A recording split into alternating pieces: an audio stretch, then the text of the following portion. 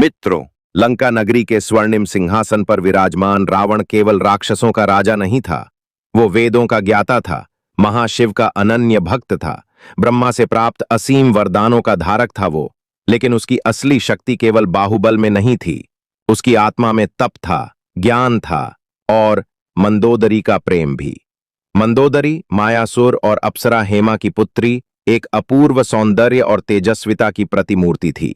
जब वह रावण की जीवन संगिनी बनी तो यह केवल एक विवाह नहीं था, ये दो शक्तियों का संगम था। रावण की ज्वालामयी शक्ति और मंदोदरी की शीतल विवेकशीलता का दिव्य मिलन। हाँ, रावण के जीवन में कई स्त्रियां थीं। उसने अनेक यज्ञों, तप और विजय अभियानों से अपूर्व शक्तियां अर्जित की थीं और उनसे कई विवाह भी हुए थे।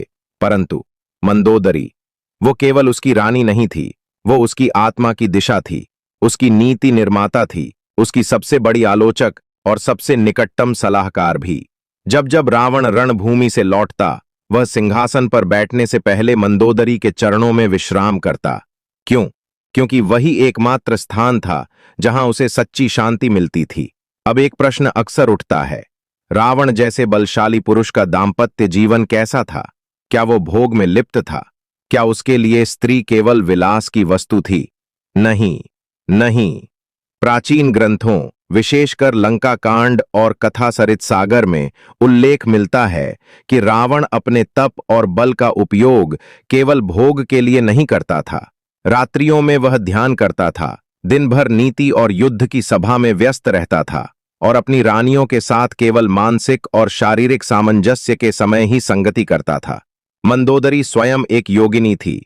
वो जानती थी कि केवल शरीर का मिलन प्रेम नहीं होता, आत्मा का स्पर्श ही सच्चा मिलन होता है।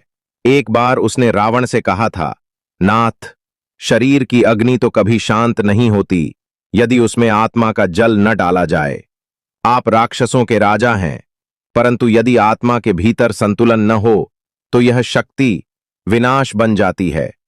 क्या उत्तर था रावण के पास? मौन, क्योंकि वह जानता था मंदोदरी सत्य कह रही थी। कहते हैं, रावण दिन में 3 बार मंदोदरी के पास आता था, प्रातः, संध्या और रात्रि में।